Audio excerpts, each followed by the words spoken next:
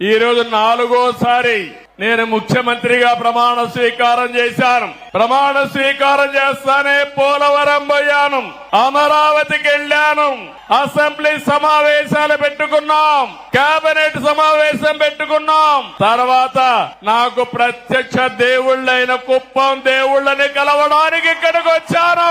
ఇక్కడి నుంచి ప్రజాక్షేత్రానికి వెళతాను. వెళ్లే ముందు మీ ఆశీస్సులు తీసుకోవాలని, మీ అందరితో కలిసి మాట్లాడాలని, మిమ్మల్ని చూడాలనే ఉద్దేశంతోనే నేను ఇక్కడికి వచ్చాను. నేను ఈ రోజు ఒకే ఒక విషయం మీ అందరికీ విజ్ఞప్తి చేస్తున్నాను. నేను మీకు రుణపడి ఉన్నాను. 5 ఏళ్లలో మీ రుణం తీర్చుకుంటానని మరొక్కసారి మీ అందరికీ హామీ ఇస్తున్నా, వాగ్దానం ఇస్తున్నా. అన్ని విధాలా అభివృద్ధి చేస్తాను. భగవంతుడు నాకు ఎంత శక్తి ఇస్తే అంత శక్తిని ఉపయోగించి కుప్పాన్ని